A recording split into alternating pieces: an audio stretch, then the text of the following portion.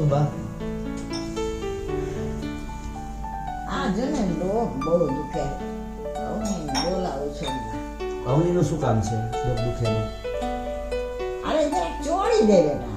એની પણ ચોડાવું તમારે? આથી એ ચોળી દે ને મને. હા, તમે તો જરા શ્રમ જેવું છે કે નહીં? હા બેટા. હા, હવે ને બેટા ઓલું તેલ જરાક લેતી આવજે ને. આ જરાક ડોકે ચોળી દે ને પગે પાછા દુખે છે. હા તો કાંઈ વાંધો નહીં, મેં તમને કીધું જ તો હું છું ત્યાં સુધી છોડી દઈશ. હમણાં પાછો પગ છોડી દો હાલ.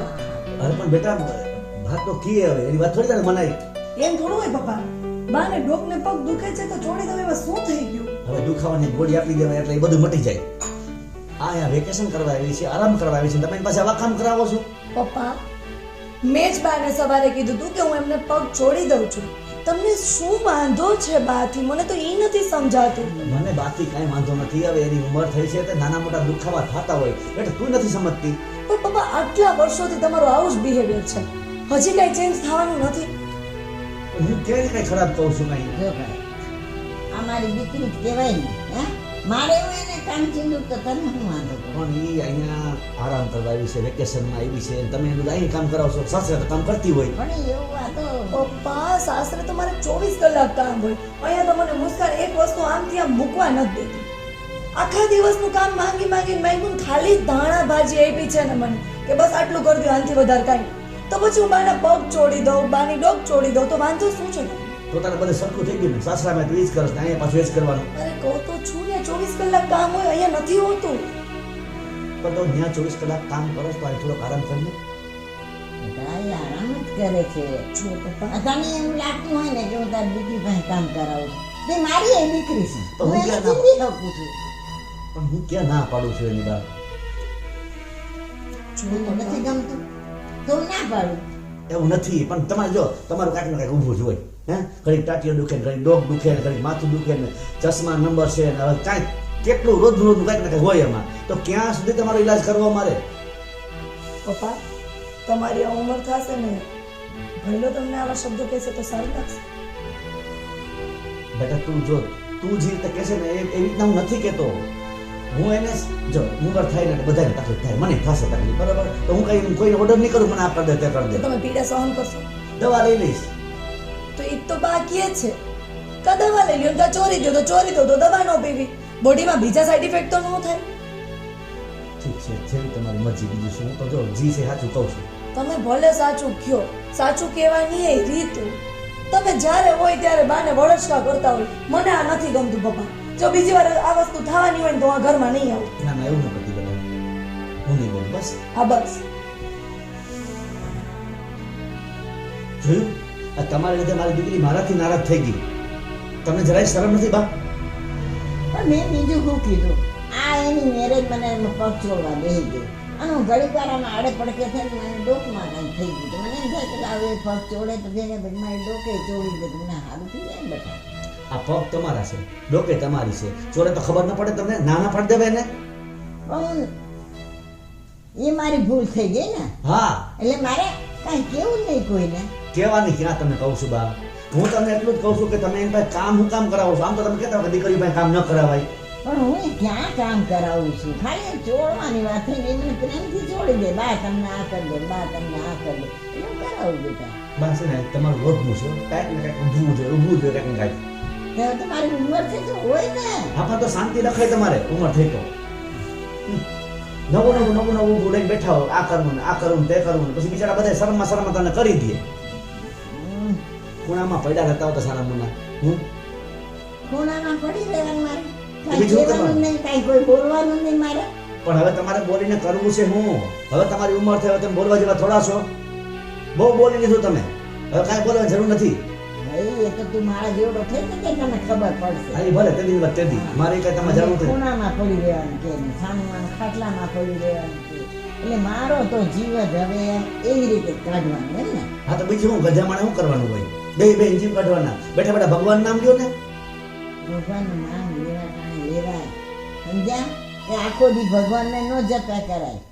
તમને 2 ટાઈમ ખાવાનું વ્યવસ્થિત રીતે મળી જાય છે ને તો ચા પાણી પીઓ છો ને ખાવ પીઓ છો ને ભગવાન નામ લ્યો. બીજું હું કામ આ બધું આ લપમાં પડો છો તમે? પણ કાંઈક તકલીફ થાય કઈ કહેતા હોય ને. આ તકલીફ થાય? ભાઈ તને ચશ્માનું કીધું, મને દેખાતું નથી, હુસતું નથી ને ચશ્માનું કીધું. એ તારો ઓલો ભાઈનો લઈ આવ્યો ચશ્મો. પણ તું તો એમ મને એમ સમજ્યો નહીં મારી માં આંધળી થવા માંડી છે તેના માટે ચશ્મા નંબર કઢાઈ આવી કીધા ને પણ ક્યાં આમાં આંધળા જેવું લાગે છે? બધું મજાનું જોશ મારે સામે તમે. કે જોઉં તો ખરી ને એટલું તો ભગવાન મને જોવા સારું દીધું છે. હું જોવા આવ્યો. તમે બા ખરેખર ગજબ છો. મને લાગે તમે આ છોકરીને થોડાક દીમાંથી પાછી કાઢી મૂકશો અહીંથી. જો રોજ તમારી રીતના કામ કરાવશો ને તો બીજા થાકીને વહી જાય. એ તો સવારે 24 કલાક કામ કરે છે કીધું એને મને. તમારે એને ચીંધવું નહીં. ચિંતા જ નહીં. સમજી ગયા? અને બહુ પાસે બહુ ન કામ કરાવતા. આજકાલની બહુ ખબર છે ને કે તમારે જેમ કે મારી વહુની જેમ નથી. આ તો દીકરી સામેથી મને કીધું ને એટલે મેં ચીંધું ને. હવે તું કહેતા હતા નહીં ચીંધું. જા ન ચિંતા કીધું ને તમને એકવાર. આવ પડી રહી હા ખાટલામાં. બસ એ જ કરજો. હા કાંઈ એને લાયક છો તમે. બીમાર કોઈને કાંઈ કેવું જ નહીં, કાંઈ બોલવું જ નહીં, એવું છે ને. બસ હવે એમ ઢોકળા રોવાની જરૂર નથી. હમણાં બધી બે જણી આવીને મને કહે કે પપ્પા શું કર્યું, શું થયું. હવે છે ને આ ટાયડા વાડા બંધ કરી દે બધાય. અને બધું જે દબાવીને બેઠા છો ને તો ક્યાં સુધી રાખું છું તમારી પાસે દબાવીને બધું?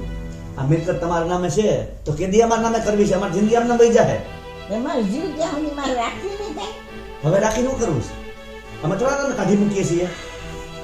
તમે જીવો છો ને ત્યાં સુધી કંઈક આમ સહી ભાઈ કરી દો ને એક બે કાગળિયામાં તો મારા નામ થઈ જાય. વસાવી હું વસાવીશ પછી સીધા ધડાકો થાય. થઈ જાવ દબાઈ નમા સીધા. તેથી કોણ સહી કરશે? એના કરતા બા જો તમને હું સમજાવું. હવે તમારી ઉંમર થઈ, હવે તમે જવા છો. હવે કઈ લાંબુ ટકે એવું લાગતું નથી બા. તો પછી ને તમે સમજી વિચારીને છે ને વકીલને બોલાવીને કાગળિયામાં સહી કરી દો ને તો આ બધું અમારું નામ થઈ જાય. અને મારે કંઈ જોતું નથી કર્યું. આ છોકરાનું બધું છે. એ મારે ક્યાં સાથે માંગીને લઈ જવાની? તો હું કામ હાલવી રાખ્યું છે. અરે ભાઈ જ્યાં સુધી જીવું છું ને ત્યાં સુધી મોહ તો હોય જ હંડાય. અને છોકરાઓ વાપરે છે, છોકરાઓ બધું આમ આનંદથી જીવે છે. બધા છોકરાઓ તો છે ને એમ. હા અંતે મૂળ વાત ઉપર આવી ગયા. ટૂંકમાં મારા નામનું કરવું નથી વાત એમ છે ને. બસ તો રાખો તમારી પાસે. મારે જોતું નથી તમારું કંઈ. સમજી ગયા? હવે જાજી લપ કરો કોઈ ફાયદો તમારે એ જાય.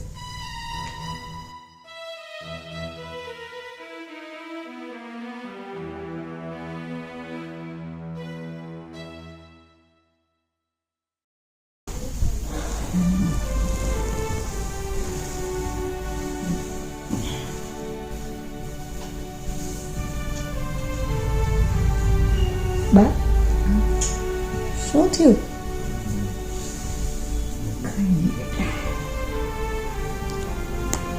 બા હું બાજુમાં આવીને બેસી ગઈ, તમને ખબર ન પડી. એવા તો તમે શું વિચારમાં હતા?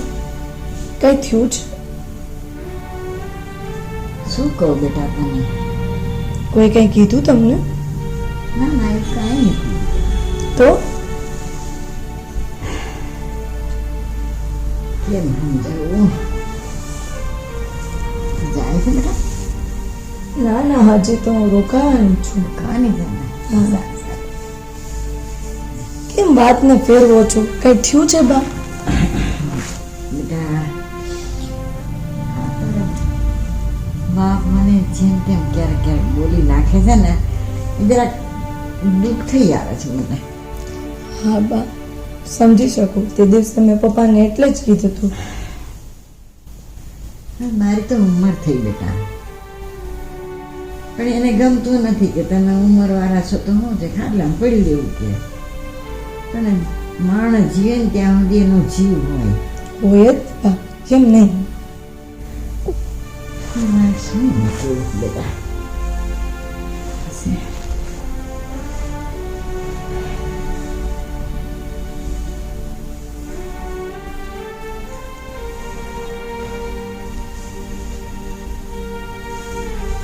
શું માં દીકરી વાતો કરો છો? કેમ પપ્પા, અમે બે બેસીને વાતો ન કરી શકીએ? ના ના એમ કેમ કહું છું, પણ ખાનગી વાત લાગી મને. ના કાંઈ એવી ખાનગી વાત નથી. હે બા સાચું કહો છો? બા એ આપણું ટોપ સિક્રેટ છે કે નથી? બા હું તમારો સગો દીકરો નથી એટલે તમે એને ચડાવ્યા ને? મેં કાંઈ નથી ચડાવી ભાઈ. સમજ્યા? શું કરો છો? જે છે એ કહું છું બેટા. તને એવું લાગે છે કે હું તારી સગી માં નથી, પણ મને એવું નથી લાગતી કે આ મારો સગો દીકરો નથી. હું તને મારા સગા દીકરાથી પણ વિશેષ માનું છું. પણ જી છે એ તો છે જ ને. પણ પપ્પા બાએ કોઈ દિવસ એવું દેખાવા ક્યાં દીધું છે તો તમે આ વાતને લઈને બેઠા છો આજે? તને બેટા લાગે છે દેખાવા દીધું નથી એમ. એવું ઘણું બધું રાખીને બેઠા છે. શું રાખીને બેઠા છે બા? બા પ્રેમથી વાત કરે છે, વળકા તો તમે કરો છો. ભાઈને સારી રીતે સાચવે, મુસ્કાનને કઈ એક શબ્દ નથી કહેતા. આજની છોકરી છે, જે પહેરે ઓઢે. બાએ કોઈ દિવસ કાંઈ નથી કીધું. બાએ કોઈ દિવસ મને કાંઈ નથી કીધું. મારી મમ્મીને આટલા વર્ષોમાં કોઈ દી બાએ કાંઈ નથી કીધું. તો હું ગાંડો છું કે કહું છું? મને ખબર. મારામાં તને શું દેખાણું તો તું મને કહે છે? આ બધું જે છે ને મિલકત હા? એ બધી તમારા નામે છે. તો બેટા અમારે કઈ નિર્ણય લેવા હોય ને, આમાં કઈ ફેરફાર કરવા હોય કે વેચવું કરવું હોય, તમે કઈ કરી શકતા નથી. આ બધું રાખીને બેઠા છે એના નામનું. ફેરફારમાં કોણ ના પાડે છે પપ્પા? જે કરાવો એ ફેરફાર કરાવો. બાએ ક્યારેય તમને કંઈ નથી કીધું. અને રહી વાત મકાન વેચવાની, તો બાએ અને દાદાએ મળીને આ ઘર બનાવ્યું હતું, એટલે વેચવાની વાત તો તમે રહેવા જ દો. હું વેચવાની વાત નથી કરતો, પણ કાંઈ એવું ડિસિઝન લેવું હોય, આપણે ધંધામાં જરૂરિયાત ઊભી થઈ હોય તો મારે શું વારી ઘણી બાને પૂછવા આવવું? હા, કેમ નહીં? ઘરના મોટા છે. મોટા છે ના નહીં, પણ એને શું ખબર પડે ધંધા બિઝનેસમાં? એને ખબર પડતી હતી ને ત્યારે જ તમને આવડા મોટા કર્યા. ત્યારે જ અમે જ છીએ. બેટા તને હજી ખબર નથી કે સગીમાં અને સાલકીમાં વચ્ચે હું ફેર હોય. આ શબ્દ મને વારે ઘડીએ ખૂંચે છે. વારે ઘડીએ ખૂંચે છે આ શબ્દ મને. તું આ શબ્દ કેમ કાઢે છે કે હું તારી સગી માં નથી? તો જી સગીમાં નથી તો નથી જ ને. એમ ખોટું કહું છું? તારા મનને એવું રાખતું બેટા, મેં મારા મનમાં ક્યારેય નથી એવું વિચાર્યું. મને ખબર છે બા, તમે મને કાંઈ ન કહો. આ મારા પપ્પાની બુદ્ધિ ભ્રષ્ટ થઈ ગઈ છે. મારા પપ્પા આવી વાતો કરે છે. બુદ્ધિ કાંઈ ભ્રષ્ટ નથી થઈ ગઈ બેટા. હું બધું તમારા માટે કરું છું, તે મારા માટે કરું છું આ બધું વસ્તુ. મેં તમને કીધું જ તું કે હું આ ઘર મૂકીને વહી જઈશ જો બીજી વખત આ વાત થઈ તો. અને આજે તો છે ને નિતેશ અને મુસ્કાન બંને બિચારા 1 વર્ષ પછી બહાર જાય છે. લગ્ન પછી બે કઈ ફરવા નથી ગયા ને, એટલે એટલા દિવસ હું અહીંયા કાઢી નાખું પપ્પા. બાકી બાને તમે આ રીતે કહો છો ને, મારથી સહન નથી થતું. જેવા એ લોકો આવશે ને એવી હું આ ઘરમાંથી વહી જઈશ, અને પછી આશા ન રાખતા કે હું આ ઘરમાં પાછી આવીશ. નહીં બેટા, તું એવું ન કરતી. અરે તું આવ્યું, તમને ગમ્યું છે દીકરા? ગયમું છે તો શું કામ બાને ટોર્ચર કરો છો? સમજાતું નથી? ભૈલા, મુસ્કાન, તમારો ટાઈમ થાય છે, હાલો હવે. ચાલ તો જવા દેજે ફરવા. ફરવા જવાનું ના નથી બા, પણ એની સામે બધી વસ્તુ તો આવીને જ રહેશે હો. બેસ બેટા. તું જા, ત્યાર પહેલા એક વાત કરવી બહુ જરૂરી છે, અને તારે સાંભળવી જરૂરી છે, અને એના ડિસિઝન લેવાય જરૂરી છે. એવી શું વાત છે અવની? શું વાત છે? કઈ કયો તો કઈ ખબર પડે. બેન, જે વાત હોય માંડીને કયો.